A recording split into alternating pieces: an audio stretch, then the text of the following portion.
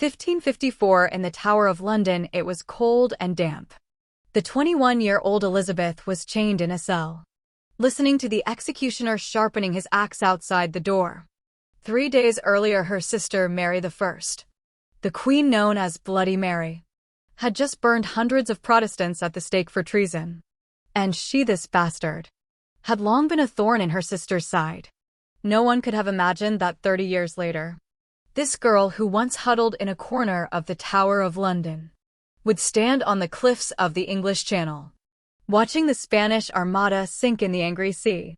Even fewer could have predicted she would never marry, yet make all of England her husband, riding the most brilliant golden age in British history with 45 years of rule.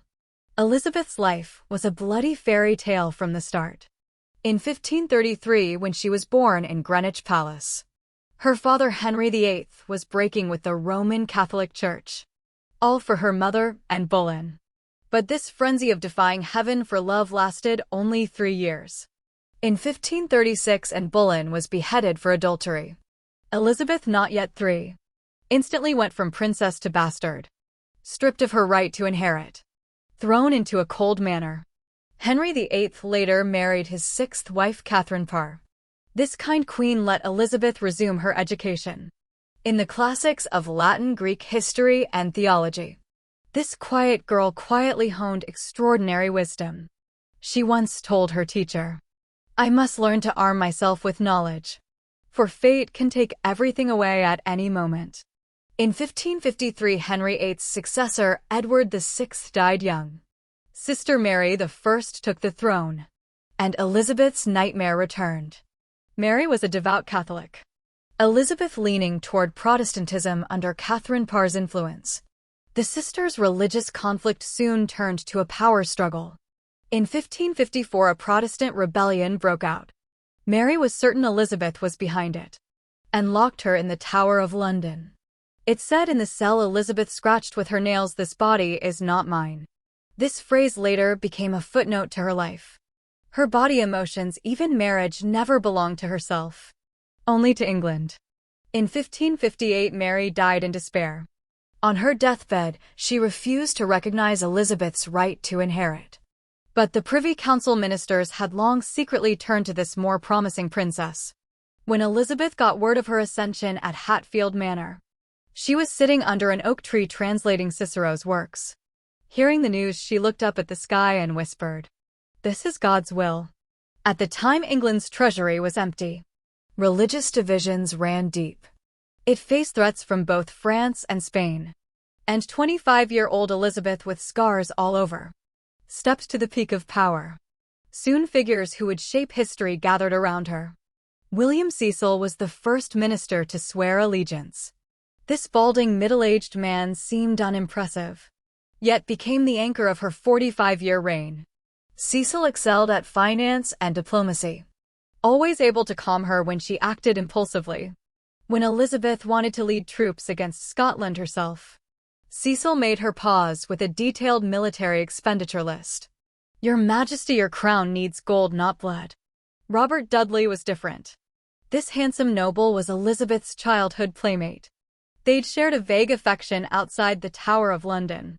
After Elizabeth took the throne, Dudley became her most trusted advisor, even seen by European nations as a potential king consort. But this relationship became a political tool in the end. Elizabeth once told Dudley, "If I marry you, England will split into 2 factions. If I marry a foreign monarch, England will become a vassal." Thus the Virgin Queen image was born. She declared at her coronation, "I am married to England," yet wrote private letters to Dudley, "My heart is always open to you, but the key is locked by the crown." Religious issues were Elizabeth's first challenge. Under Mary, England had forced a return to Catholicism. Protestants hoped Elizabeth would fully overthrow the old system. Her choice surprised everyone. In 1559, she issued the Act of Supremacy, declaring herself supreme governor of the Church of England, but kept some Catholic rituals like baptism and communion. This middle path was called the Elizabethan religious settlement. It eased Catholics and avoided anger from Protestant extremists. But compromise hid an iron will. when northern nobles launched a Catholic rebellion. She didn't hesitate to send Dudley to suppress it, executing hundreds of participants. Cecil once worried, "Your Majesty, you're offending both sides." Elizabeth smiled and said, "I don't need to please everyone. I just need everyone alive to pay taxes." On the diplomatic stage, Elizabeth was a natural actor. French King Henry II wanted her to marry his son. She warmly hosted the French delegation, yet delayed negotiations for 3 years, until France was consumed by religious wars. Spanish King Philip II, her brother-in-law having married Mary, wanted to control England through marriage. She replied, "I wish to bind myself to your Majesty forever," then backed British pirates in robbing Spanish merchant ships. Her cleverest move was with Scotland. Scottish Queen Mary Stuart, a Catholic, was also a legitimate claimant to the English throne. Her grandmother was Henry VIII's sister. Elizabeth kept her imprisoned for 19 years, using her to check Scottish nobles while gathering treason evidence. In 1587, Mary's secret letters were intercepted. They revealed plans to assassinate Elizabeth. Elizabeth hesitated for 3 months. Executing a legitimate monarch was unheard of in European history. Finally, as she signed the death warrant, tears fell on Mary's name. "I am no judge, only England's guardian." In 1588, 130 ships of the Spanish Armada sailed for England. Philip II could stand it no longer. This prudish woman had stolen his American silver and backed Dutch independence. Elizabeth showed remarkable leadership. She refused to flee London and spoke to soldiers at Tilbury Camp. "I know I am a weak woman, but I have the heart and stomach of a king." Admiral Howard worked a miracle with fireships. As the Spanish fleet anchored at Calais, 8 gunpowder-filled merchant ships charged the enemy. In the chaos, English warships crushed this invincible giant.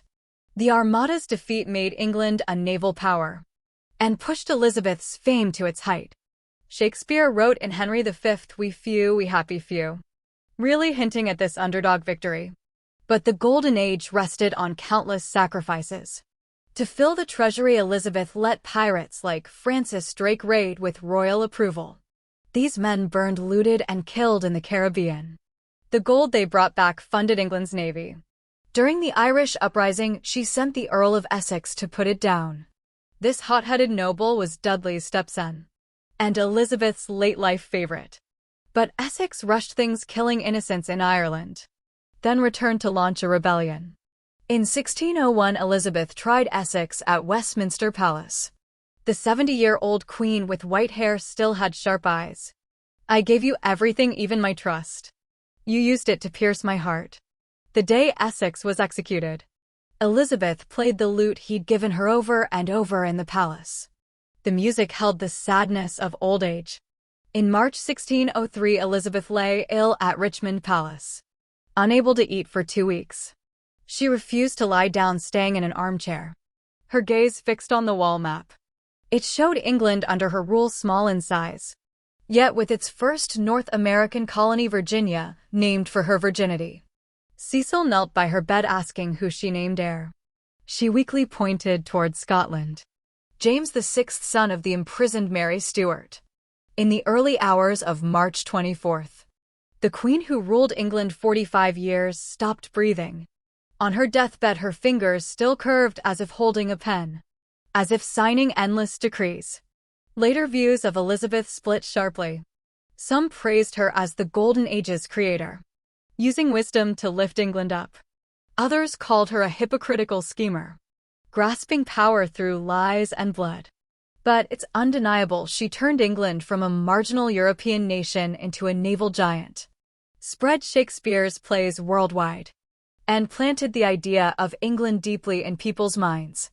When her coffin went to Westminster Abbey, Londoners knelt along the route. Some shouted, "Long live the Virgin Queen." Some wept, "We've lost our mother." On her tomb are these words: "Here lies a queen who ruled when England feared no war and lacked no peace." Maybe this is Elizabeth I's ultimate legend. She spent her life proving a great ruler needs no love, no children, not even perfect virtue, only to let her country Sail steadily farther through history's currents.